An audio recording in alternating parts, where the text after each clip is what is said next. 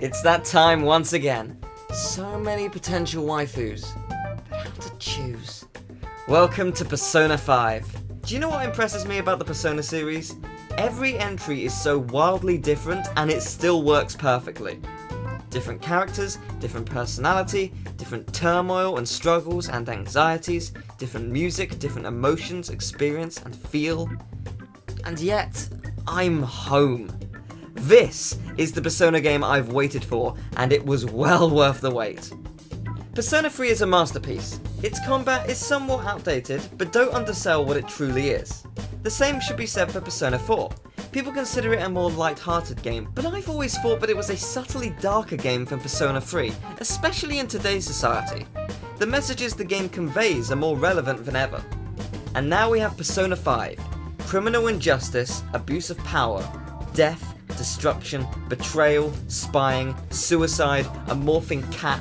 This game has it all and then some. I listed but a few tiny elements of the story, and yet I've spoiled nothing for you.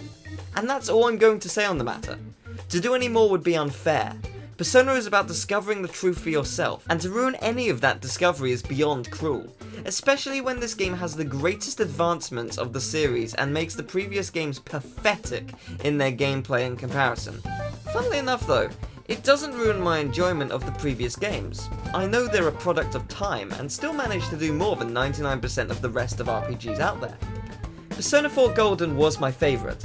Persona 5, I honestly can't tell if it beats it. Persona 4 saved me from depression, so I hold that game close to my heart. But I just spent 150 hours playing Persona 5, not counting New Game Plus, and I loved every single second of it. It's interesting. In many ways, this playthrough lacked a lot of what Persona should be, connecting with the characters, and not just one, but all of them, in different ways, from their personalities to the things that piss them off, to the odd tics that you share with them. I can't speak Japanese, so a lot of that was lost on me. But interestingly, despite through many scenes I just sped up the cutscene, I did genuinely understand what was happening. And that's all down to the way they managed to tell a story. Sure, there were things I missed the first time and had to research after I was done, but after researching I grew a greater appreciation for every element of the story. One thing I thought was brilliant or clever was amplified greatly. I missed something due to the language barrier, and now I feel even more excited for the English version.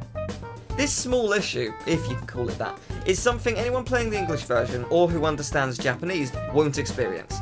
So trust me when I say, this story more than lives up to the Persona name, and is the best of both Persona 3 and 4. It has comedy, but oh boy, is it dark! And it starts off dark, and doesn't really slow down. Prepare to be majorly pissed off at characters for what they've done, but trust me, it'll be worth it when you annihilate their ass. I said this is the best of Persona 3 and 4, and I wasn't kidding. Let's talk about the dungeons. The dungeons are so awesomely unique. Persona 3's Tartarus was a lot of fun, but let's be honest here, it does get repetitive because it's a lot of floors which are basically the same. Persona 4 also suffers from this, but it has enough scenery changes and gimmicks to get away with it more. This game, every dungeon is not a randomly generated flat floor. Oh no. Think of an 8th floor dungeon from Persona 4. Times the size of it by 3 to 6, and this is your dungeon. It's huge, and every dungeon feels completely different as you traverse through a lot of enemies and extremely fun puzzles and some damn fine satisfying platforming too. However, there is one other type of dungeon, referencing back to Persona 3's Tartarus.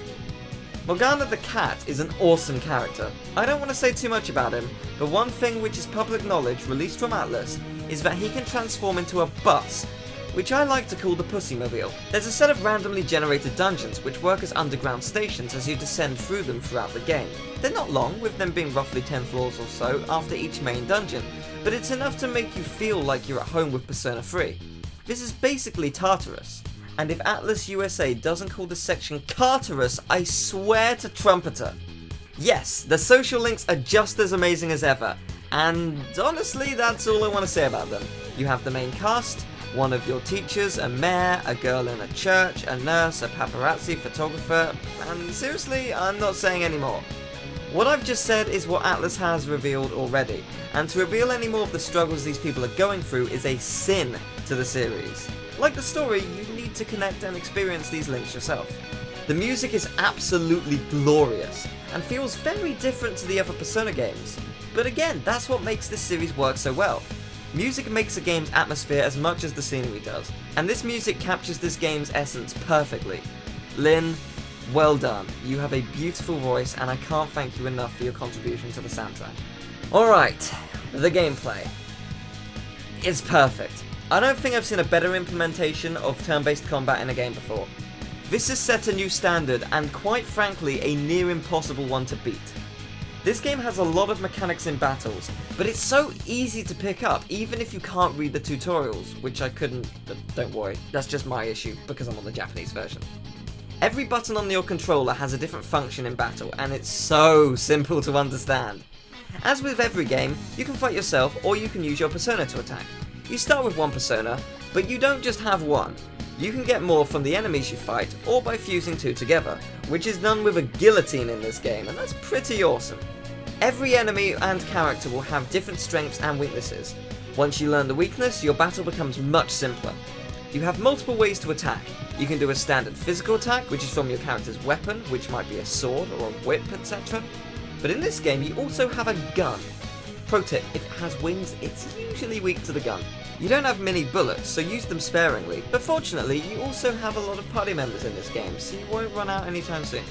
Your persona has multiple abilities such as fire, ice, electricity, wind, light, dark, etc., as well as different status changes such as increasing attack, defense, evasiveness, etc. Your standard turn-based set, basically.